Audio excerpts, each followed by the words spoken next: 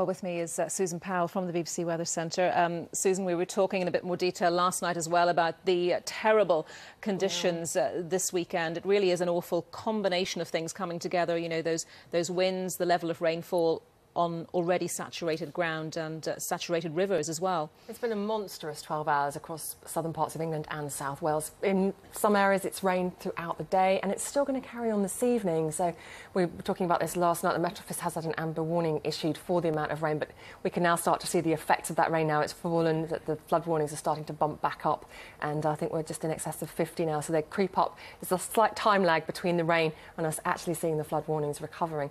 But if we take a look at what we've had today, we've got a radar image. So what we saw last night actually was some forecast information. What we have there now is our radar picture, and that shows you where the rain spread to today. But it's those brighter colours just coming into the south that are probably really the last thing we need to see as we head through this evening. Those are the stronger echoes, if you like, on our radar picture, where we're going to see more intense rainfall in the next couple of hours. To give you some idea, the Isles of Scilly today have seen over 2 inches of rain in the space of 12 hours, and that's now transferring further north into Cornwall, so it's probably no great surprise that we've seen that river switch onto a severe flood warning, and we're going to just see that brush into South Wales as well in the coming hours.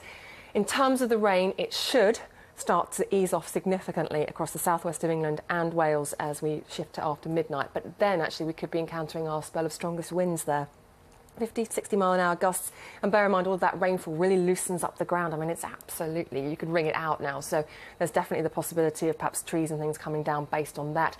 And further east, where we've escaped reasonably so far across the southeast of England and East Anglia, the strongest winds transfer later on this evening into the early hours of Sunday. So anyone who's perhaps trying to travel out of our ports or maybe going via the airport should just bear that in mind. I think those strong winds could cause some disruption as we go into the early part of Sunday. And still, of course, as I said, it takes a while for all of that water to drain down into the river systems. I certainly think even though it stops falling, we're still going to be dealing with the consequences tomorrow. And there's more to come on Monday. Monday, Tuesday, what's that looking like? Monday doesn't look clever at all either. Well, it's actually Sunday evening into Monday. That's the problem as well with these weather systems. Nothing necessarily about them is particularly exceptional for this time of year, but it's the rapid-fire, quick succession of them. So by the time we get into this time tomorrow, the next weather system is going to be pulling into exactly the same places, the southwest of England and Wales.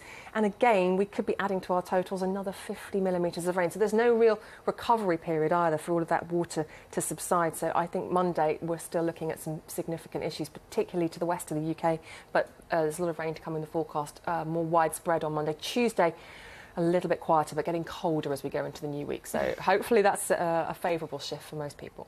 OK, well, definitely need to keep a close eye on the weather forecast for the moment. Environment Agency websites are great for the flood warnings, and there's plenty of weather forecast information on the BBC website. Indeed. Thank you very much, Susan. And you, of course, can keep up to date with what's happening with the weather in your area on BBC Local Radio. And as Susan was saying, via our website, just go to bbc.co.uk/weather.